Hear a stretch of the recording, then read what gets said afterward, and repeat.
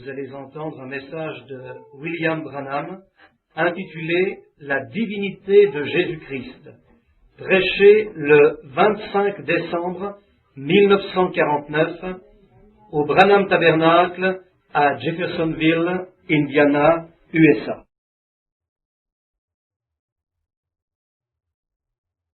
Frère Graham, merci. Bonjour à chacun et un joyeux Noël à tous. Nous sommes si heureux d'être de retour ce matin dans ce tabernacle, d'être avec cet aimable petit groupe. Frère Graham et moi discutions justement cela. Il a dit, Frère Bill, as-tu quelque chose sur ton cœur pour ce matin? J'ai dit, seulement Christ. Amen, c'est tout. Nous avons toujours cela. C'est ceci que nous avons en commun. C'est lui que nous avons. Nous sommes arrivés tard hier de Dallas où nous avons eu les plus glorieuses assemblées. Et la chose pour laquelle nous avons prié se prépare à arriver. C'est déjà en préparation maintenant. C'est un réveil national. Tous les ministres dans les quelques derniers jours, ceux qui ont un ministère, quelle que soit la grandeur ou le calibre du ministère ou du service, nous nous rencontrions tous à Dallas pour cette convention.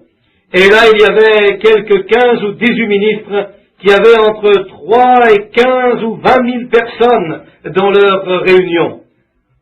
Raymond T. Ritchie, par exemple, et Bosworth, et Oral Roberts, et Jackson, eux tous.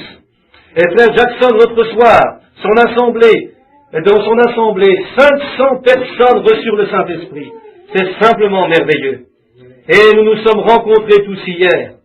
L'autre jour, sur un accord de travail pour l'année, nous croyons que Dieu est ici pour faire et diriger une œuvre comme on n'en a encore jamais vu auparavant. Je crois, mes amis, que nous entrons dans quelque chose de merveilleux. Et ces ministres auront probablement cet été qui vient, si le Seigneur leur permet, chaque soir des assemblées de 15 à 16 000, peut-être plus encore de grandes tentes qui peuvent contenir de 8 à 10 000 personnes. Et ceci à la grandeur des États-Unis, et tous en même temps. Oh, nous devons avoir un réveil maintenant. C'est déjà commencé. Par centaines, ils reçoivent le Saint-Esprit en venant au royaume de Dieu maintenant. Ce n'est pas quelque chose que nous attendions pour maintenant, mais c'est déjà là. Dieu le fait maintenant. Frère Graham Snelling s'informe à Frère Branham au sujet du microphone de l'éditeur. Oui, monsieur, oui, Frère Graham, c'est bien. Bien, vous le savez, Frère Graham et moi, nous travaillons si bien ensemble. Il est si grand et je suis si petit. Frère Snelling dit, il cueille les fruits du bas et moi ceux du haut. Frère Branham et la congrégation rient, note de l'éditeur. Quelquefois, il doit les secouer pour m'en faire tomber quelques-uns. Merci, Frère Graham. Je n'ai pas encore compris ce feu-là. Nous le voulons sur l'autel, n'est-ce pas? Amen. L'autre soir, où nous nous trouvions, des milliers se trouvaient là, tapant des mains et louant Dieu.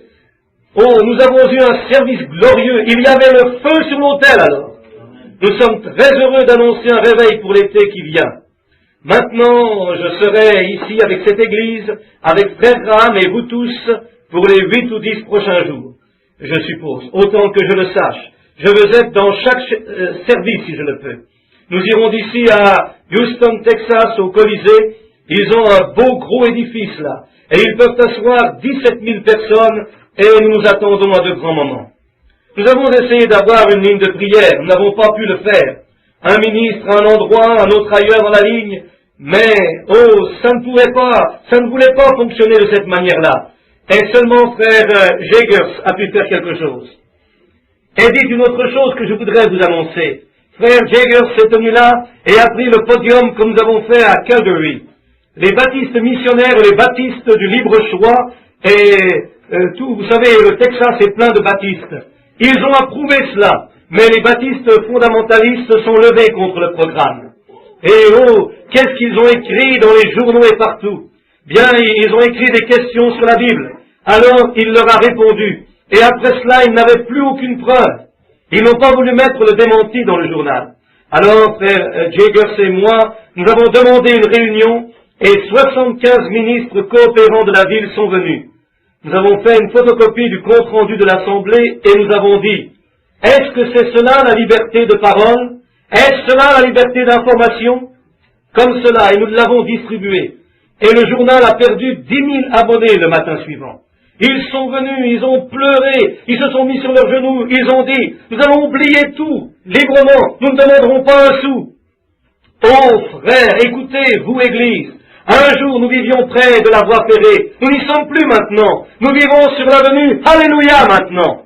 Oui monsieur, nous sommes dans la classe maintenant, nous étions quelques centaines, mais maintenant nous sommes dans les millions maintenant. Et unis ensemble, nous sommes une église forte en nombre dans les États-Unis, c'est vrai. Oh, je crois cela. L'an dernier seulement, nous avons eu 1 500 000 conversions. Pensez à cela. 1 500 000 conversions. Des gens du plein évangile. C'est cela dans l'ordre général. Oh, nous y arrivons maintenant. Et ces petits articles, les choses qu'ils disent, ils n'oseraient pas parler des catholiques, ils les craignent. Vous voyez, ils ont eu peur de le faire. Mais nous augmentons en nombre actuellement. Cela nous donne le droit. Réclamons notre droit donné par Dieu. Nous progressons cette année avec l'aide de Dieu et sa protection pour essayer de notre mieux d'avoir un réveil. Quelqu'un parle à Frère Branham, note de l'éditeur. Oh, ici, vous allez devoir me dire quand arrêter. Là, exactement là, très bien. Je peux m'en aller par ici, regarder en arrière. Alors bien, combien se sentent bien ce soir pour Noël? Dites Amen. Oh, mes amis, c'est un temps de réjouissance, un temps où tout le monde peut se réunir et adorer Christ. Et je crois que je n'ai pas de message, rien du tout. J'ai simplement ouvert la Bible ici pendant que vous parliez. J'ai tourné ici, j'ai dit, où est la naissance de Christ? Pratiquement tout le monde parle de cela présentement. Et je vais devoir lire pour un moment et alors trouver quelque chose et m'en tenir à cela jusqu'à ce que l'Esprit du Seigneur me montre quelque chose. Maintenant, pour commencer, allons à Luc, le premier chapitre de Luc. C'est le commencement de la naissance de Christ. Et nous allons lire un peu ici et enseigner un peu sur la parole si je le puis. Nous ne savons pas ce que le Seigneur fera pour nous, mais nous avons confiance qu'il nous bénira abondamment. Dites, j'ai entendu votre émission de radio, c'était beau. Continuez, continuez, prêchez la parole. Je dirais justement à Frère Graham là-dedans, s'il n'y a jamais eu un temps où les chrétiens ont eu besoin les uns des autres, c'est maintenant. Quoi que vous fassiez, laissez tout, car je crois, par la grâce de Dieu, je vais parler de cela un peu dans quelques instants, combien nous avons besoin les uns des autres maintenant. Je crois que nous sommes confrontés. Mais, est-ce que vous m'écoutez? Très bien. Nous faisons face maintenant. Nous regardons le plus grand drame qui ait existé dans toute la vie humaine. Il est en train de se produire ici devant nous. La grande scène du monde ici, un drame que Dieu se prépare à jouer maintenant.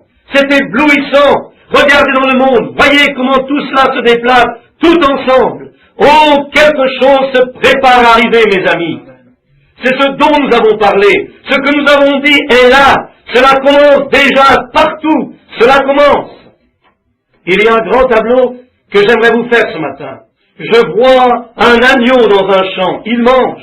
Le petit animal devient nerveux et il s'interroge. Il regarde dans les joncs derrière lui. Il voit un lion qui s'approche très doucement. Est-ce que vous le voyez? Tapant sa queue sur le sol, se préparant à sauter. C'est l'Église là dans ce champ. Les ténèbres du communisme s'avancent sur le monde, se refermant comme une grande ombre. Et c'est là la loi des contrastes. Regardez comme avant la pointe du jour. C'est toujours le plus sombre avant le jour, parce que le jour pousse les ténèbres. C'est la loi des contrastes, vous voyez? C'est le plus sombre juste avant que le jour ne pointe. Et c'est la même chose aujourd'hui. C'est le plus sombre avant la clarté. Les grandes ombres des ténèbres qui s'avancent pour accomplir l'homme de péché. Avez-vous remarqué, en cette période de Noël, tous les pays communistes, au lieu d'envoyer Christ dans la mangeoire, ils envoient des petits livres de Staline avec sa photo en couverture. L'homme qui s'impose lui-même au-dessus de tout ce qui pourrait s'appeler Dieu, dominant ainsi une grande partie du monde. Et autre chose, tout ceci accomplit alors les Écritures. Et maintenant, je voudrais que vous remarquiez autre chose, un autre accomplissement. Ces gens, ces églises qui sont formalistes et qui s'élèvent contre le mouvement, la Bible dit qu'ils auraient une forme de piété, mais qu'ils renieraient la puissance de cela. Et ils prennent position. Le communisme prend aussi position. Louange à Dieu, le Saint-Esprit prend aussi position. Oui, Quand l'ennemi arrive comme une inondation, alors je vais élever un étendard contre lui. C'est vrai. Et l'Église a aussi pris position. Je veux dire l'Église du Saint-Esprit. Maintenant, c'est tout ce qui m'intéresse, mes amis, quand je suis ici. Là, je prierai pour les malades. Mais ici, je suis intéressé dans une seule chose, et c'est l'Église de Dieu née de nouveau. C'est vrai, c'est bien. C'est ce qui m'intéresse de toute manière. Je ne suis pas intéressé dans des lois, dans les diacres, et ainsi de suite, ou dans l'ordre des églises. Je suis intéressé au baptême du Saint-Esprit dans l'Église, pour ce jour dans lequel nous vivons. C'est la partie fondamentale. C'est ce qui nous intéresse. Inclinons-nous pour la prière. Père Céleste, descends ce matin parmi nous. Accorde-le, Seigneur, et que l'Esprit de Dieu prenne ce service. Bénis le travail ici, Seigneur. Bénis notre frère Graham. Oh Dieu, donne-lui les mots de la sagesse ce soir à cette émission de radio, qu'il soit capable d'ébranler ces gens prêchant la parole. Accorde-le, Seigneur, et puissent les pécheurs pleurer, s'agenouiller dans leur chambre et donner leur cœur à Christ. S'il y a des incroyants ici ce matin, ou quiconque n'a pas accepté Christ, puisse-t-il le faire ce matin aussi. Et maintenant, amène un réveil dans les cœurs ce matin, Seigneur. Que ce soit un temps de renouveau, un temps dans lequel l'Esprit se renouvelle. Et ô Père, nous te prierions de cette manière. Viens, prends-nous par la main chacun de nous. Descends cette allée avec nous. Montre-nous cette grande image qui se dessine, révélant tes secrets au cœur des saints ce matin, pour que nous puissions clairement voir ce que tu mets devant nous. Et en marchant alors, Seigneur, dans l'armure de Dieu, que nous puissions avancer comme de vrais soldats, faisant face à l'ennemi. Mais comment pourrions-nous lui faire face, à moins que nous connaissions ses techniques? Aide-nous ce matin à comprendre et dévoile-nous ses plans pour que nous sachions où le rencontrer. Nous te le demandons dans le nom de Jésus. Amen. Luc, le second chapitre. Lisons-le.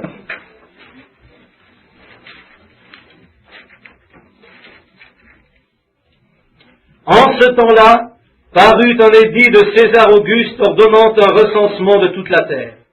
Ce premier recensement eut lieu pendant que Quirinius était gouverneur de Syrie. Tous allaient se faire inscrire chacun dans sa ville.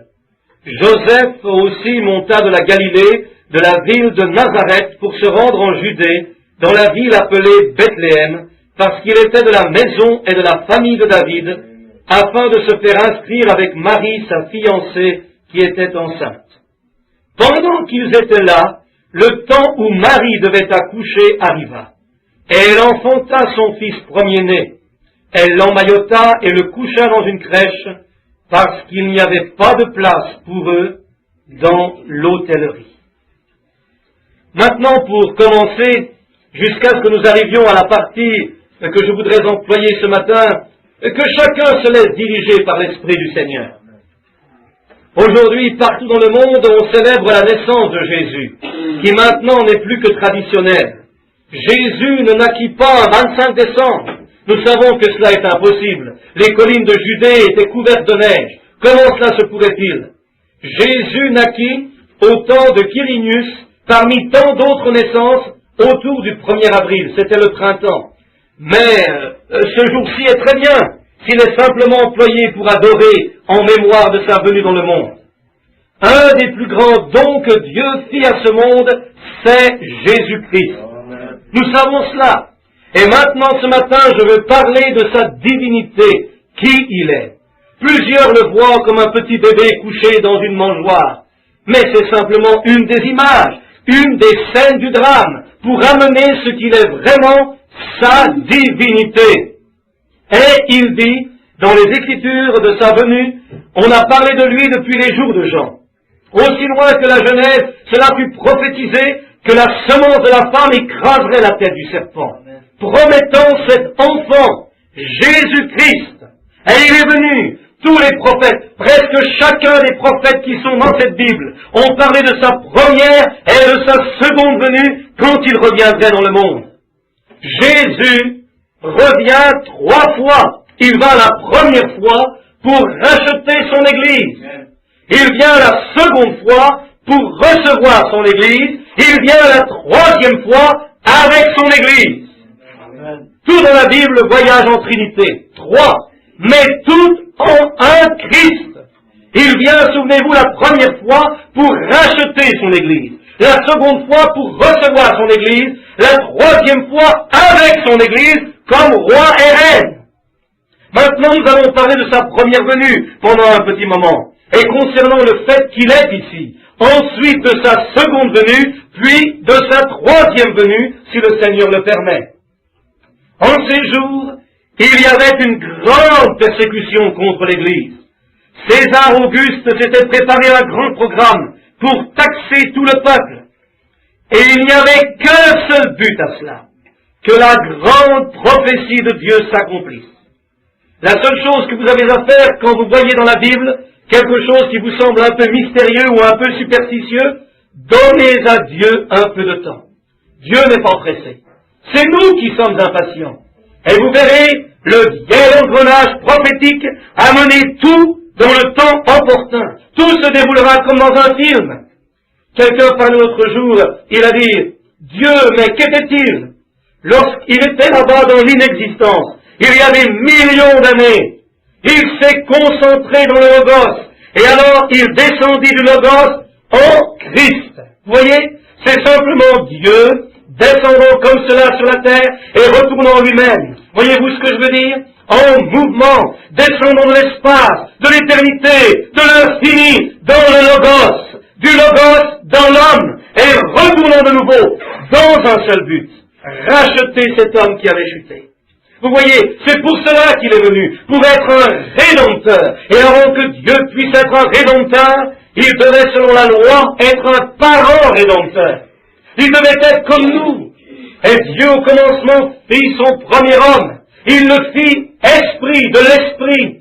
Et l'esprit est la partie invisible de l'homme, celle que vous ne voyez pas. Dieu fit l'homme à sa propre image. Est-ce que vous m'écoutez?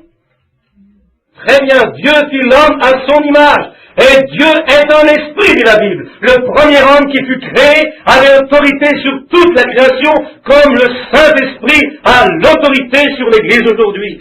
Il conduisait la création, il dirigeait les animaux, mais il n'y avait personne pour cultiver la terre. Aussi, Dieu fit un homme de la poussière de la terre. Et cet homme pouvait avoir des mains comme un singe, il pouvait avoir des pieds comme un ours. Quoi qu'il fit, il mit tout cela ensemble et il fit un homme. Et dans cet homme, il mit un esprit immortel qui ne meurt jamais. Et c'était plus qu'une brute, c'était un homme. Alors cet homme, pourquoi les athées et quelques autres se disputent sur ses origines?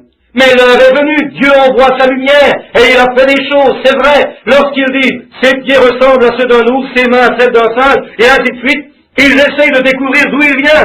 Mais cela est sans importance. C'est un corps de chair dans lequel il vit, comme dans une maison. Cela retournera à la poussière de la terre. Mais l'esprit est immortel. Il vient de Dieu. C'est l'image de Dieu. Dieu est esprit. Cet homme a perdu ses origines dans le jardin d'Éden. Sa parenté, sa communion avec Dieu a été coupée à cause du péché et de l'incrédulité. L'incrédulité à quoi? À la parole de Dieu. Une description fut donnée à elle, lui expliquant combien ce serait mieux si elle laissait tomber la parole de Dieu. Regarde un peu ici, raisonne. Vous ne pouvez pas le faire.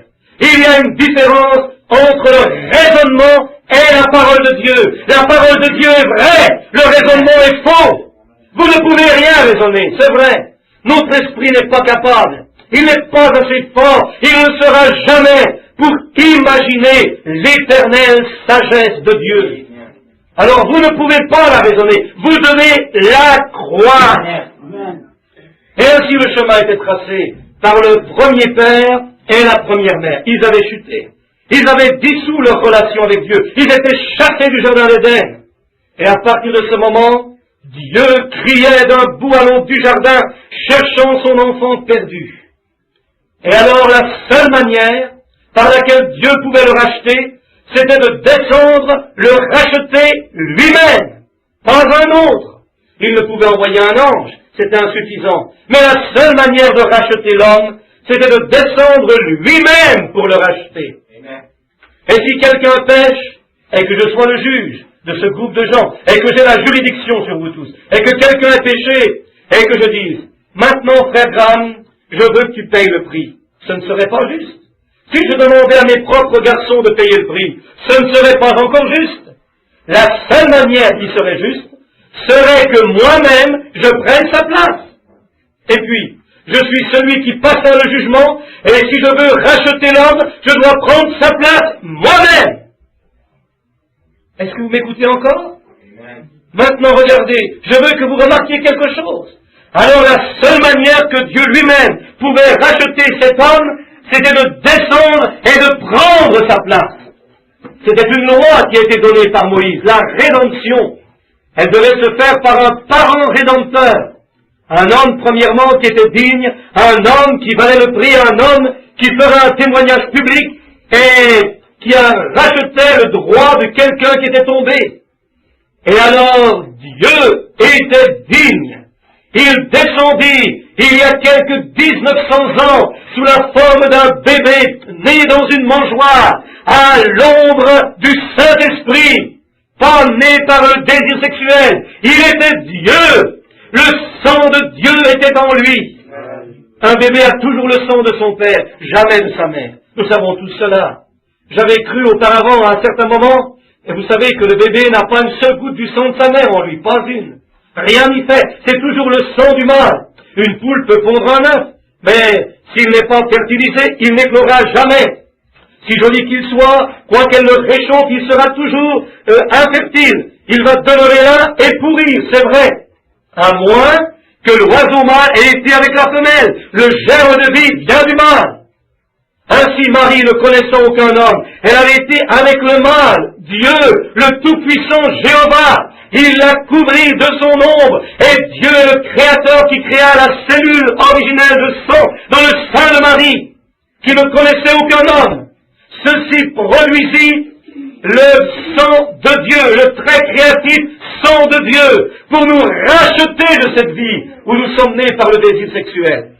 Le sang fut retiré des veines d'Emmanuel sur la croix du Calvaire. Et aujourd'hui, ce sang a la même puissance de salut, de rédemption qu'il avait au jour de la transfusion du Calvaire. Le croyez-vous? Amen. Amen. Maintenant, c'est vrai, nous sommes rachetés par le sang de Dieu. La Bible dit, nous sommes rachetés par le sang et rachetés par Dieu, le sang même de Dieu. Et qu'était le sang de Dieu? Dieu n'a pas de sang. Comment cela se peut-il? Parce que c'était le sang créé de Dieu qu'il avait créé pour nous racheter. Il est venu, il a vécu dans un corps qu'il s'est créé. Dieu devait souffrir la tentation sexuelle, il devait souffrir toutes sortes de tentations, être tenté par le démon, les richesses, les pouvoirs et les royaumes, etc.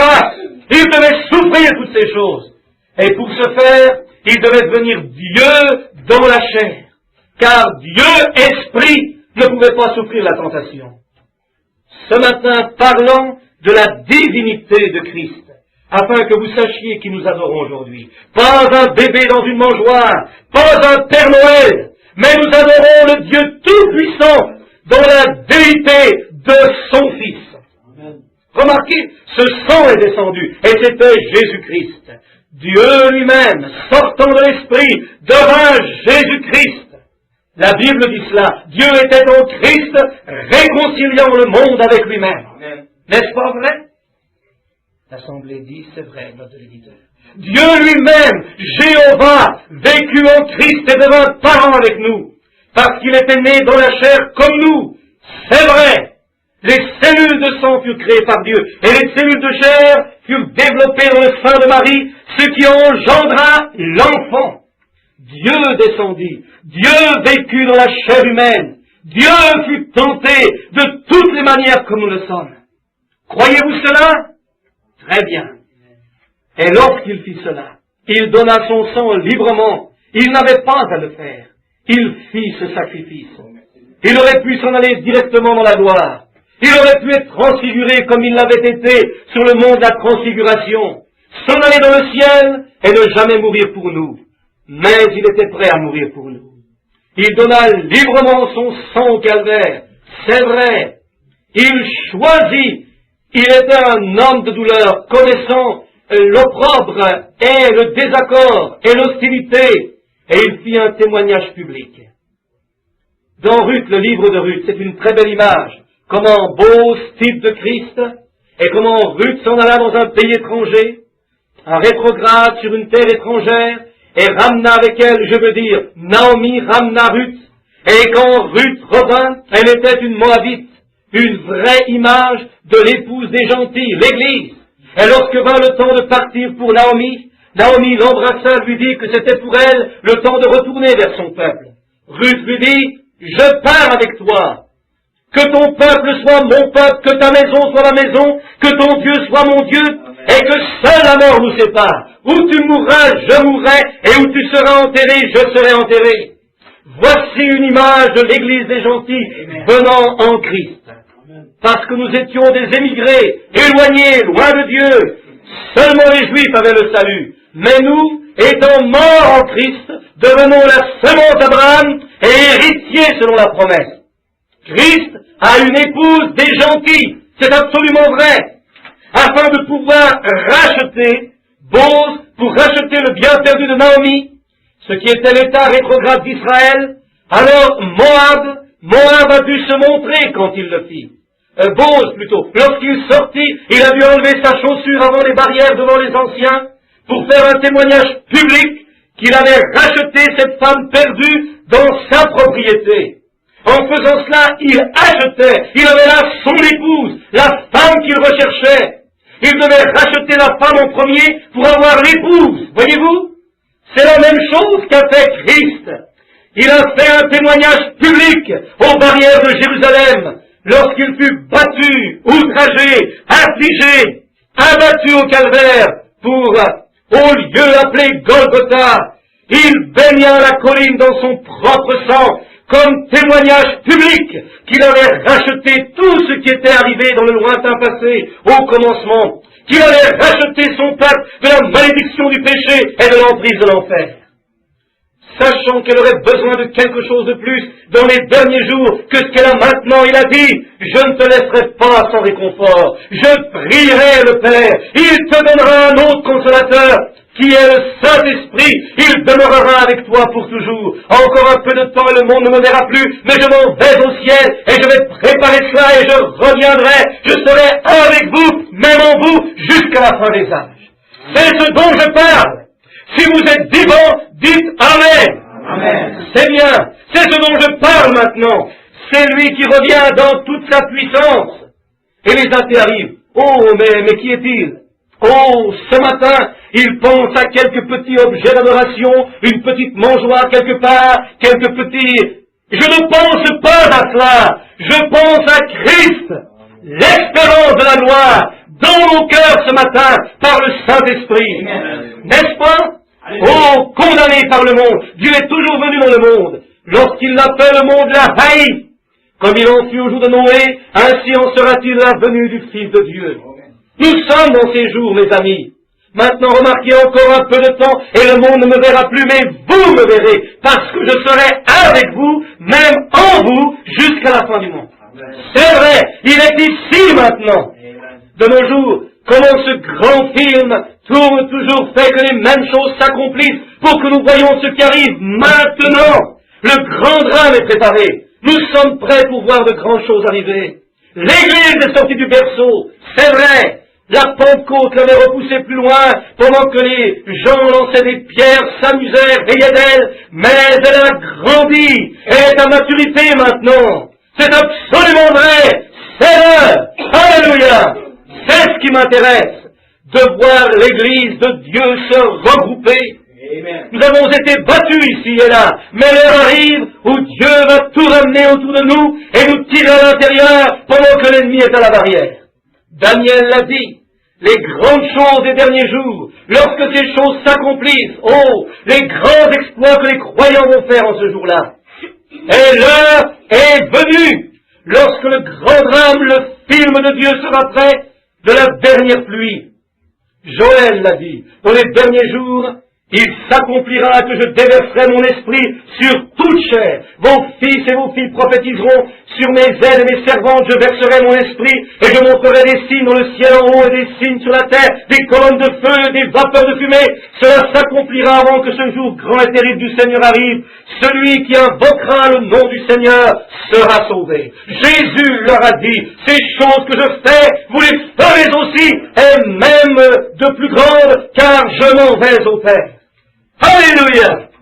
Alléluia! Voilà ce qui est dit dans la parole. Il a dit, si tu demeures en moi et que ma parole demeure en toi, demande ce que tu désires et cela te sera accordé. Amen. Il y a quelques années, les gens autour d'ici disaient, mais vous les gens du tabernacle, vous êtes juste des saints comédiens, vous êtes ceci, cela, autre chose, vous êtes des fous, des fanatiques. Mais oh, nous nous sommes tenus sur ce roc, le vrai, le baptême du Saint-Esprit. Et maintenant la puissance de Dieu Tout-Puissant est là dans l'Église. Il s'avance, alléluia. Je regarde plus loin, je veux seulement secouer tout cela partout. Frère, cela se passe maintenant, c'est là, c'est vrai. Sa divinité, qui est-il? Certains le voient encore comme un petit bébé, mais il est celui qui se tint sur l'invisible plateforme, qui étendit ses mains et qui parla et dit que la lumière soit. Et la lumière fut. C'était Jésus-Christ. Car il était dans le monde. Et le monde a été fait par lui. Et le monde ne l'a point reconnu. Il est la divinité de Dieu. Regardez ce qu'il a fait autrefois. Parlons de ces choses miraculeuses. Voulez-vous les compter? Lorsqu'il a fait ces choses miraculeuses pour créer les choses qui existent aujourd'hui et qui viennent de nulle part, il parla et ces choses vinrent à l'existence. Et cette même puissance, ce même Christ, alléluia, oh, laissez les fondamentalistes, ces gens qui nient la puissance de Dieu, vivent dans l'erreur. La même puissance qui par la parole amena le monde à l'existence est dans ces gens qui ont le Saint-Esprit. C'est vrai. Hommes et femmes, c'est le temps que nous sortions, qui que nous soyons. Le démon essaye de vous retenir, de vous dire que vous êtes en moins que rien. Ce n'est pas vrai. Vous êtes des fils et des filles de Dieu. La divinité n'est plus dans le ciel, elle est en vous. Alléluia. Je sais que vous pensez que je suis fou, mais laissez-moi vous dire quelque chose, frère. Quand vous réalisez que le Dieu Tout-Puissant vit en vous, c'est très bien. Mon Dieu donne Zoé, la vie de Dieu. Elle est dans l'être humain. Il se tint là, il est le créateur de toutes choses. Il fit la vie, les grenouilles, les canards, ses poulets, ses animaux, il crée tout. Et rien n'existe qui n'ait été fait, si cela a été fait par lui. Qui? Christ, la divinité. Il amena les plaies sur l'Égypte. Qui? Christ. Il ferma la gueule des lions, il maîtrisa la violence du feu, il les sauva du tranchant de l'épée, il les ressuscita de la tombe. Qui? Christ. Oh, quel être! Qui est-il? Christ, la divinité. Et frère, ça, cette divinité est en vous. Non, je ne marcherai plus avec vous, mais vous me verrez, parce que je serai avec vous, même en vous, jusqu'à la fin de l'âge. Christ, dans la crèche, non. Christ en vous. Alléluia. Nous n'adorons pas Christ dans la crèche, mais Christ en vous, le Saint-Esprit, l'espérance de la vie. Alléluia. Le Créateur, Dieu lui-même, habitant dans l'être humain. Ce que nous serons n'apparaît pas encore, mais cela sera quand nous le verrons comme il est. Bien, nous serons semblables à lui, des êtres spirituels, semblables à celui qui créa cela. Les gens d'ici disant qu'ils sont de Christ, qu'ils vont à l'église de Christ, mais que s'est-il passé la nuit dernière? Ils ont ouvert leur cadeau de Noël. Voyons celui de papa. Tiens là sous l'arbre de Noël, quelque part la nuit dernière, il y avait une grosse caisse de bière. Pas de place pour Jésus, seulement pour la bière. Ouvrez le cadeau de maman, un jeu de cartes. Pas de place pour Christ, des cartes, c'est vrai. Au lieu d'une petite Bible ou autre pour les enfants, c'est un petit livre de G-Man ou un livre de comics. Pas de place pour Jésus. Plutôt que d'aller à l'église, ils vont dans les salles de danse, les théâtres, n'importe où, et il s'appelle chrétien. Frère, quand la divinité de Dieu, par le Saint-Esprit, vient dans le cœur de l'être humain, elle rejette à l'extérieur tout ce que Christ n'a pas créé. Vous le savez, c'est la vérité. Ah, Christ, l'espérance de la gloire en vous, pas dans le berceau, la mangeoire, en vous. Ça, c'était autrefois. Dieu était retourné au commencement alors. Il va en Moïse, il va dans les enfants d'Israël, il va dans le berceau. Maintenant, il l'adore comme autrefois, comme au temps de la préhistoire, alors que Christ est en vous. Il est là aujourd'hui, le Fils de Dieu qui s'avance, et son Église est en marche. Aujourd'hui, ils ont la soupe, le goûter à la tarte, voyez-vous, qui va être le mieux habillé, qui va avoir la meilleure place, qui peut jouer de ceci, de cela, qui peut faire ceci ou cela. Et pas de place. Ils ont toujours quelque chose à faire. Ils ne peuvent pas prier, ils ne peuvent plus aimer la prière, comme ils en avaient l'habitude. Pas de place pour lui dans l'hôtellerie. Et c'est la fin des temps, mes amis. Pas de place pour lui dans l'hôtellerie. Certainement, je sais ce que hôtellerie voulait dire, mais je me réfère au temps présent. Mais la Bible dit, en ce jour, quand l'amandier fleurira, le désir de l'homme faillira, parce qu'il s'en va à sa grande maison, et les pleureurs errent dans les rues, la corde d'argent est cassée, ou le pichet cassa dans la fontaine. Oh, miséricorde, mes amis. Mais le prophète dit aussi, il y aura de la lumière au temps du soir. C'est vrai, vous trouverez sûrement le sentier de la gloire. C'est vrai, le temps du soir est arrivé. L'Église maintenant, qui est habillée comme cette petite mangeoire de péché par laquelle elle est arrivée, est rendue à l'endroit où les gens réalisent que la divinité et la puissance du Dieu Tout-Puissant vivent dans l'être humain. Oh frères, sœurs, laissez-moi vous parler au nom de Jésus. M'écoutez-vous encore? Oh, laissez-moi vous dire quelque chose. Le temps arrive où la femme et l'homme seront presque semblables. Ils s'habillent tellement de la même manière que vous ne pouvez même plus les distinguer. C'est vrai. Mais il est dit dans la Bible que toutes ces choses arriveraient. Cela arrive, c'est la vérité. C'est la vérité. Est-ce la vérité? Ils le savent, c'est la vérité. Ils agissent de la même manière, ils se ressemblent, ils parlent de la même manière. La Bible dit que ce serait comme cela. Il est dit dans les derniers jours, il y aura des temps fâcheux. Les hommes s'aimeront eux-mêmes plus qu'ils n'aimeront Dieu. Sans parole, des accusateurs. C'est ici, c'est vrai. Oh, gloire à Dieu. Je sens quelque chose qui s'agite dans mon âme. Pourquoi suis-je ici? Comme il en fut dans les jours de Noé, il en sera ainsi à la venue du Fils de l'homme. Noé, il y avait quelques croyants ce jour-là. Dieu a quelques croyants aujourd'hui. L'heure arrive, le grand drame se prépare. Hommes et femmes, si le Saint-Esprit habite en vous, le Christ qui naquit il y a 1900 ans, celui qui est venu à l'humanité, il n'est pas resté dans le berceau. Et aujourd'hui, en mémoire de sa naissance, que font-ils? Ils choisissent un arbre, ils le coupent, ils font un sapin de Noël, c'est très joli. Je ne critique pas cela. Mais ce qui est faux, c'est qu'ils mettent plus d'emphase sur l'arbre de Noël que sur Christ. Les Christkindl sont partout dans le pays. Qui était-il? C'était un Allemand, un catholique, un saint catholique d'autrefois, un vieil homme qui faisait le bien. Et aujourd'hui, c'est presque devenu une adoration, c'est vrai. Et c'est bien de montrer cela aux enfants, ou d'en faire ce que vous voulez, autant que cela me concerne. Mais la chose importante, c'est que c'est si facile de tomber dans l'exagération de l'autre côté, et de repousser Christ, le vrai objet fondamental de Noël. Là, on prend le Christkindl à la place du vrai Noël. C'est vrai. Pas de place pour lui dans l'hôtellerie. Tout a été dessiné, si nous en avions le temps. Je sais qu'il est tard, mais regardez mes amis, l'heure est venue. C'est maintenant que le grand drame de Dieu est présenté devant nous. Le Fils de Dieu, qui était dans le berceau, est dans notre cœur maintenant. Il est la divinité de Dieu. Il est Dieu le Créateur. Il a dit aussi qu'il était dans le monde, et que le monde a été fait par lui, et que le monde ne l'a point reconnu. Et aujourd'hui, c'est ce qui ne va pas avec l'Église. L'espérance de la gloire. le baptême du Saint-Esprit sont venus dans le cœur des gens et ils n'ont pas compris ce que c'était.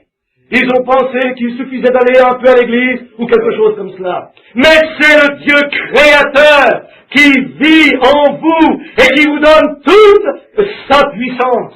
Et vous êtes en possession de tout ce qu'il avait. Ainsi, c'est en vous de vous abstenir du péché. C'est en vous de bien faire, de fuir le mal, de voler de la droiture et de vous détourner de la tentation. Toute malice, haine, querelle, envie, ainsi de suite, sortez de cela, car ça ne peut pas venir de son cœur. Et si vous désirez le recevoir, l'embrasser, l'aimer, le garder dans votre cœur et l'aimer, je vous le dis, l'Église ensemble, dans cette sorte de puissance, a la puissance de lier les cieux, guérir les malades, ouvrir les yeux des aveugles. Alléluia! Le muet parle, le sourd entend, le paralytique marche, l'aveugle voit. Pourquoi? C'était reconnaître la puissance de Dieu dans votre cœur. Il est là, la divinité. L'aimez-vous? Amen. Ce n'est pas surprenant que le prophète dise, grâce infinie, combien douce est ta volonté d'avoir sauvé une loque comme moi. J'étais perdu, mais maintenant je suis retrouvé. J'étais aveugle, mais maintenant je vois. Chers frères et sœurs, si vous n'avez pas le baptême du Saint-Esprit ce matin, courez vers le royaume de Dieu aussi vite que vous le pouvez. Le temps d'être scellé est arrivé. L'ennemi nous envahit comme une inondation. Il a établi un étendard contre cela. C'est un drame qui se joue présentement. Et l'Église retourne à la maison aussi certain que n'importe quelle autre chose. Voyez-vous, vous ne pouvez pas toujours attendre, mes amis. Vous ne pourrez pas attendre tout le temps. Vous êtes mieux de venir maintenant. Vous devriez le faire aujourd'hui. C'est vrai. Pendant qu'aujourd'hui est aujourd'hui. Faites-le maintenant. Souvenez-vous, mes amis, cela peut vous sembler étrange. Le monde, le cosmos religieux ne voit rien. Je suis l'épine dans le pied et impopulaire, ainsi que les voies de Dieu, parce que le diable est le prince de la puissance de l'air. Il possède tous les gouvernements. Chaque gouvernement est contrôlé par le diable, selon la Bible. Le diable a dit qu'il l'était, c'est vrai. Il contrôle tous les gouvernements. Et alors la Bible dit, réjouissez-vous, vous tous les saints anges, et vous les saints de la terre, car les royaumes de ce monde sont devenus le royaume de notre Dieu et de son Christ. Et alors, il régnera. Satan a amené Jésus sur la montagne, il lui a montré tous les royaumes de ce monde, il lui a dit, ceci est à moi, et je te les donnerai. Et Jésus a dit, éloigne-toi, Satan. C'est vrai. Il ne le voulait pas. Alors, il a dit, si mon royaume était de ce monde, je pourrais appeler des légions d'anges. Mais mon royaume n'est pas de ce monde. Mon royaume est dans les cieux. Et il a dit, le royaume de Dieu sera en vous. Ainsi les légions, les puissances, le baptême du Saint-Esprit sont en vous. Alléluia. Et sont nés par la divinité de Christ, par le baptême du Saint-Esprit. Oui, monsieur. Qui êtes-vous ce matin? Qui est Jésus-Christ? Il est en vous, autant que vous l'accepterez. Il le demande, il essaie de venir en vous, d'entrer en vous aujourd'hui. Et vous vous éloignez, vous posez des questions, vous regardez, vous scrutez, vous tenez éloigné pour quelque temps. Ne faites pas cela. Avancez-vous directement en Dieu. C'est l'heure. Alléluia. Oh, comme je l'aime. Il viendra un de ces jours. Je veux le voir. Et vous? Je veux le voir. Je crois que nous le verrons. Pas vous? Il est ici maintenant. Sa puissance progresse. Qu'est-ce qui fait que les gens pleurent et crient, qu'ils avancent? Qu'est-ce qui se passe? C'est le Saint-Esprit qui agit en eux. S'ils pouvaient le réaliser et l'embrasser lui, embrasser le Saint-Esprit, croire en lui, l'étreindre, vivre avec droiture, ne rien faire qui pourrait le repousser. Dites, ô Seigneur Jésus, je te veux, tiens-toi près de moi, je resterai près de toi en terre. Pendant que vous faites cela, il attend pour entrer. Il veut être là, il vous courtise tout le temps, amis. Maintenant, mes amis, je sais que c'est la vérité. Je sais que les gens ne réalisent pas qui vous êtes. Les personnes ici peuvent vivre au-dessus du péché, peuvent vivre sans péché, vivre simplement. Vous ferez des erreurs, mais le sang de Christ vous pardonnera. Père, pardonne-leur, car ils ne savent pas ce qu'ils font. N'est-ce pas vrai? Cette même puissance de Christ sur la croix du Calvaire, le même Dieu qui le ressuscita des morts au jour de la résurrection, est en vous maintenant, vous qui avez le Saint-Esprit. Oh, ne l'aimez-vous pas? Oh, entendez sa voix vous appelant aujourd'hui. Amenez-le tout contre vous et dites, maintenant Seigneur Jésus, j'ai été un peu différent, mais en ce jour de Noël, je réalise qui tu es. Je t'ai adoré comme un petit bébé dans une crèche. Je t'ai vu, loin autrefois, comme un tout petit gars il y a 1900 ans. Et j'ai pensé, oh, si j'avais pu aller à Jérusalem. Aujourd'hui, il donne des tickets autres pour aller voir ce berceau là où il est né, la même mangeoire. Mais mes amis, ce n'est pas là qu'il est né. C'est ici qu'il est né. Dieu l'a amené ici à chacun de nous et il vit en nous. Oh, le Créateur, celui qui a créé le monde, créé les cieux, la terre et l'homme, dans chaque individu qui a reçu le baptême du Saint-Esprit aujourd'hui. C'est cela, c'est le secret. Et par le Saint-Esprit, il est en vous, lui, l'espérance de la gloire. Regardez ici dans l'Ancien Testament, comme j'y suis revenu plusieurs fois, lorsque le contrat a été fait, il a été déchiré sur la dépouille d'une bête morte. Ces morceaux du contrat devaient revenir ensemble et coïncider l'un avec l'autre. Et aujourd'hui, Dieu a fait un contrat, pas parce que vous avez été bon, pas parce que vous êtes joint à une église, ni que vous avez été un bon membre de la société. Vous pouvez être très bon, vous pouvez mener une vie propre, vous pouvez aller à l'église chaque jour, vous sacrifier chaque jour, donner tout votre argent, abandonner tout péché du monde et tout cela, vivre aussi vrai et fidèle que vous le pouvez, et manquer le ciel. Aussi loin que l'Est l'est de l'Ouest. C'est vrai. Ce n'est pas par la bonté que vous êtes sauvés, mais c'est par sa miséricorde que nous sommes rachetés. Amen. Dieu voulait faire des fils et des filles. La bonté ne les fera jamais. L'Esprit de Dieu les fait. Amen. Si ce n'était pas ainsi, il n'aurait pas dû envoyer le Saint-Esprit. Comment le contrat peut-il être complété? Jésus a dit, je m'en vais, mais je reviendrai, je serai avec vous-même en vous. Priez le Père, et il vous donnera le Saint-Esprit, il demeurera pour toujours. Les gens mettent leur nom sur un registre d'église, ils essaient de tourner une nouvelle page le jour de Noël, ils essaient de se rendre à l'église, de payer un tribut à la mangeoire de cette église. Quand le Saint-Esprit les pousse, ils essaient de le trouver, ils veulent en sortir, mais ils sont aveuglés. Ils se promènent et disent, bien, ce ne sont que des fanatiques. Comme il en était au jour de Noé, ainsi il en est maintenant. La venue du Fils de Dieu est proche, c'est vrai. Amen. Seulement ceux qui sont remplis du Saint-Esprit, qui ont la vie immortelle en eux, le Saint-Esprit, seulement ceux-là seront ceux qui seront enlevés d'ici, aussi certains que nous sommes là. C'était autre chose, cette vieille arche au jour de Noé, qui flotta à la surface des eaux. C'était une force d'attraction qui venait d'en haut. C'était dans le dessus, la gloire de Dieu brille du ciel. Maintenant, une puissance. C'est ce que nous voulons dire. Je vous le dis aujourd'hui, amis. Écoutez ma parole. Il y a une puissance d'attraction. Pas celle de l'Église, pas celle du pasteur, mais celle de la gloire. Amen. Ce baptême du Saint-Esprit descend de la même manière pour attirer une Église. Qu'est-ce que c'est? La puissance de Dieu, l'accès à sa vie, Zoé. Ces choses que je fais, vous les ferez aussi, vous ferez même plus que cela. Il a été persécuté, on s'est moqué de lui, on a ri de lui, il mourut, il allait au tombeau, mais il était la vérité, il avait l'Esprit de Dieu en lui, et Dieu le ressuscita. Amen.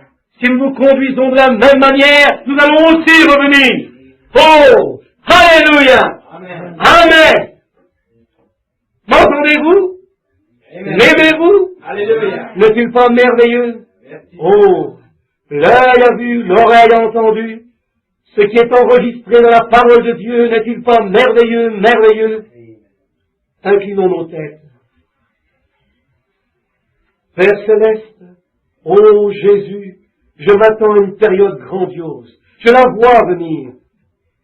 Je sais qu'il n'y a d'espoir nulle part ailleurs. Je vois cet âge qui avance. Je vois les grandes lumières rouges du communisme se balançant au-dessus de la terre. Je vois les églises formalistes prendre position contre ton église essayant de les condamner, disant « la guérison divine, c'est faux, c'est une bande de fanatiques ». Une loi à la Maison Blanche pour fermer l'Église. Ô Dieu, notre jour, placez là, voyant ces gens heureux, tous illuminés par la puissance de Dieu, regardant leur visage, voyant la gloire de Dieu. Ils peuvent être comme les enfants hébreux dans la fournaise. Non, nous ne nous inclinerons jamais. Non, notre Dieu est capable de nous délivrer. Tu viendras rapidement, Seigneur Jésus. Je vois que l'heure arrive, quand ils auront la forme de la sainteté, mais qu'ils renieront la puissance et s'en détourneront. L'Esprit parlant dans les derniers jours, et nous voici aujourd'hui dans ce jour-là. Voici notre petite église qui se tient ici, hommes et femmes qui t'aiment, je le crois. Et je prie, ô Dieu, que cet esprit qui remplit plusieurs de leur cœur, quand les jours seront passés, qu'ils vont s'avancer plus profondément, qu'ils mettent de côté toute malice, tout ce qui est contraire, quoi que ce soit qui ne soit pas comme toi. Avance aujourd'hui, pas de la mangeoire, mais au calvaire. Pas simplement au calvaire, mais à Christ, l'espérance de la gloire, la divinité de Dieu, la magnificence de Dieu, la puissance de Dieu qui est en nos cœurs. Essayons de nous attirer hors des choses de ce monde, pour qu'il puisse nous enlever de cette terre un jour, dans un monde meilleur. Oh Dieu, accorde-le, entends la prière de ton serviteur, parle à ce peuple. S'il y en a qui sont perdus, quelques perdus ici, quelqu'un sans le Saint-Esprit, puisses-tu le recevoir ce matin. Accorde-le, cher Dieu, car nous te le demandons, dans le nom de ton Fils bien-aimé, Jésus, qui il y a 1900 ans est né dans une mangeoire, qui souffrit 33 ans plus tard au calvaire pour nos péchés, qui monta au ciel quelques jours après cela, 40 jours plus tard. Il fut reçu dans la gloire, 10 jours plus tard, il revint dans la puissance du Saint-Esprit, et maintenant, il vit dans l'Église. Bientôt, par la même puissance qui le ressuscita, le Saint-Esprit dans l'Église va l'enlever. Oh Dieu, viens, le veux-tu, sauve l'Église. Nous te le demandons en ton nom. Pendant que vos têtes sont inclinées, nous voulons chanter, appelant aujourd'hui. Est-ce qu'il s'en trouve un ici qui ne soit pas en Christ, qui soit sans Dieu, sans espoir? Voulez-vous venir maintenant? Il appelle aujourd'hui, Jésus appelle, il appelle tendrement aujourd'hui, Jésus appelle tendrement aujourd'hui, il appelle aujourd'hui. Êtes-vous sans Dieu, sans espérance, sans Christ? Si vous réalisez qu'aujourd'hui est le jour, si vous n'avez pas, venez. Vous êtes très loin. Il appelle aujourd'hui. Il appelle aujourd'hui. Jésus appelle aujourd'hui. Il appelle tendrement aujourd'hui. Écoutez, le Père est ici. Il veut vous sauver si vous n'êtes pas sauvés. Ceci mourra. Mais écoutez, les amis, je veux faire quelque chose ce matin pour vous pendant que vous êtes ici. Je veux que vous, pendant que vos yeux sont fermés, je veux abaisser un rideau et vous faire regarder quelque part. Nous allons faire une petite visite ce matin. Je vais abaisser un rideau seulement pour ceux qui sont dans ce tabernacle. Ce ne sera pas long. Je vais regarder par-dessus le portail de l'enfer pour un moment ce matin. Il semble là-bas que c'est Noël ici. Ils se souviennent de ce qu'ils ont fait au temps de Noël. Certains parmi eux ont bu, d'autres se sont vautrés dans quelque chose de sale. Ils se sont moqués. Ils en ont ri. Qu'arriverait-il si cette carcasse d'os pouvait revenir à la porte de cette église ce matin? Vous savez, à Noël prochain, vous pourriez être là. Vous pouvez être ici encore dans une année jusqu'à Noël. Oui, je me souviens, il y a une année ou deux, c'était un bon vivant, ou bien c'était un saint spirituel. Et chacun de vous devra répondre au jour du jugement. Je puis seulement être honnête, je peux seulement dire, si vous n'avez pas reçu le Christ ce matin, il attend à la porte ouverte. Et il dit, il m'a repoussé. Et vous qui avez le Saint-Esprit, souvenez-vous, vous allez être jugés pour ce que vous aurez fait. Vous auriez pu recevoir Christ par le Saint-Esprit, mais vous serez condamnés. Chaque homme est jugé selon les œuvres accomplies dans son corps. Après que vous avez reçu le Saint-Esprit, qu'en avez-vous fait? Avez-vous parlé de votre voisin? Avez-vous fait quelque chose de mal? Si c'est le cas, souvenez-vous, vous pouvez commencer une nouvelle vie dès maintenant. Dites, Seigneur Jésus, à partir d'aujourd'hui, je veux être ce que tu veux que je sois. Je réalise que la partie immortelle de Dieu, l'Esprit de Dieu, vit dans mon corps. Si j'ai mal agi, pardonne-moi maintenant. Je ne le ferai plus. Je veux être meilleur. Croyez en lui ce matin, simplement comme cela. Levez votre main. Et pendant que vos mains sont levées, dites, je veux repartir à nouveau aujourd'hui, Frère Branham. Je lève mes mains, je vais repartir à neuf. Je veux être meilleur pour lui. Je suis certain que voici une des plus tristes histoires que j'ai jamais entendues. Une jeune femme, une très coquette jeune dame. C'était dans une belle demeure. Je lui ai parlé de Christ. Et son père a dit, je ne paierai pas pour. Qu'est-ce que la société? Voilà qu'elle va rencontrer quelque sorte de gens, car elle, souvenez-vous, comme la société, vous pouvez vous tourner vers cette chose appelée la polygamie. Mais elle possède une meilleure éducation. Car lorsqu'elle sera prête à passer dans la société, c'est pour aller avec différentes classes d'hommes habillés comme la dernière des traînées. Et tous les hommes que vous verrez vous pousseront ailleurs. Dans quelle direction allez-vous ce matin? À quoi rêvez-vous? D'avoir passé par tous les genres de vie que vous vouliez avoir? Vous vous dirigerez vers l'éternité un jour, sans Christ, sans le Saint-Esprit, et votre âme est perdue.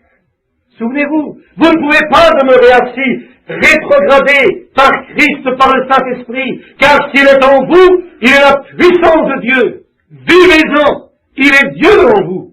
La Bible dit, vous devenez des dieux. Il est sur moi, ô Dieu. Jésus a dit, les pharisiens répondirent et dirent, tu te fais Dieu. Il a dit, n'est-il pas écrit dans votre loi, vous êtes des dieux? Une fois pour Pharaon, il fit de Moïse un Dieu. Et il fit de vous un Dieu pour les gens, c'est vrai. Et vous, ce matin, vous êtes des épîtres écrites de Dieu. Vos vies sont de Dieu. Et empreintes du Saint-Esprit. Regardez ici, mes amis. Ne laissez pas passer ceci. Ne laissez pas passer comme quelques mythes. Ô Père, nous venons ce matin comme tes humbles enfants. Je réalise que nous vivons dans la dernière heure, le temps de la fin. Tout peut arriver à tout moment. Hommes, femmes, garçons ou filles sont sans Dieu. Je te prie, Père, sois miséricordieux. Je te prie, sois miséricordieux pour ceux qui ont reçu et dans leur cœur réalisent que tu es proche. Et réalisant que les petites choses du monde, par les soins du monde, oh, je prie Dieu que chacun d'eux ce matin te sera consacré pour les jours à venir. Et quel que soit le temps que nous ayons à attendre ta venue, nous croyons que c'est là maintenant, qu'après un moment nous sortirons et que nous le verrons. Je pense à ces jeunes gens à l'hôtel un certain soir, essayant de traverser la ligne. Il n'y avait plus de rédemption pour eux, ils étaient partis, ils ne pouvaient plus être sauvés. Alors pour finir, je prie que tu les bénisses, chacun en particulier pendant qu'il en est encore temps, Père, que eux ici le reçoivent aujourd'hui, car nous te le demandons au nom de Jésus-Christ. Levons-nous tous. Combien l'aiment de tout leur cœur. Amen. Ne voulez-vous pas vous approcher un peu plus près de lui? L'aimer juste un peu plus. Alléluia. Chantons, j'abandonne tout. En même temps, levons nos mains vers lui ce matin. Est-ce que vous voulez faire cela? Oui, Seigneur. Donnez-nous une petite introduction, frère. J'abandonne tout, toute habitude et manière. J'abandonne tout, tout à toi, mon Sauveur béni. J'abandonne tout. Êtes-vous réellement sincère? Oui. J'abandonne tout, j'abandonne tout, tout à toi, mon Sauveur béni. J'abandonne tout. Ô Père, sois miséricordieux. Alléluia. Nous t'aimons tellement, Seigneur. Un de ces jours, la trompette va sonner. Je serai peut-être dans le champ quelque part. Seigneur, je penserai à l'église alors. Quand le vent commencera à hurler, le monde s'ébranlera. Quelques-uns diront, qu'est-ce qui arrive? Les cieux deviennent rouges, l'heure du jugement est proche. Je penserai, où est frère Graham? Où est? Oh, ils sont à la maison. Mais Père, alors, après un moment, nous entendrons un bruit comme nous n'avons jamais entendu. La trompette! L'ange sonne la trompette. Oh Dieu! Ceux qui seront dans la chambre de la mort se lèveront. Combien vont crier, qu'est-ce qui arrive au monde? Nous ne pourrons plus nous tenir sur nos pieds, tout s'écroule. Alors nous serons pris tous ensemble pour se rencontrer dans les airs. Ô Père, si la mort devait nous surprendre avant ce temps, je veux dire la mort naturelle de cette terre, celle qui sépare, puissions-nous entrer dans la chambre avec le courage de la foi, nous entourant du manteau de Christ, le Saint-Esprit. Un jour, nous devrons en arriver là, Père. Je réalise qu'il me faudra franchir cette étape. Aussi, c'est là quelque part devant moi, l'heure à laquelle j'entrerai dans la chambre de la mort. Quand j'entendrai ma sentence être lue, je ne veux pas m'enfuir comme un poltron. Je veux aller comme toi tu es allé, Seigneur. Ne pas essayer de m'envelopper dans une vieille robe, mais m'entourer du manteau de Christ, le Saint-Esprit autour de moi, comme Paul l'a fait, et dire, mort, où est ton aiguillon? Tombons, où est ta victoire? Nous entrerons dans cette sombre chambre avec ceux qui sont morts, écoutons pour entendre sa voix, la voix de l'archange, qui nous appellera de parmi les morts pour voir nos bien-aimés de nouveau. Oh Seigneur, si nous manquons cela dans la vie aurait été inutile pour nous. Nous aurons failli, mais si nous trouvons celui qui est précieux à nos cœurs, alors nous aurons atteint tout le but de Dieu. Oh, comme nous l'aimons ce matin. Que chaque chrétien ce matin voit la vision rapidement, Seigneur. Il se fait tard maintenant, et je prie que tu leur fasses voir la vision et qu'ils attrapent la vie aujourd'hui et qu'ils vivent pour toujours. Parce que nous te le demandons dans le nom de Jésus. Amen.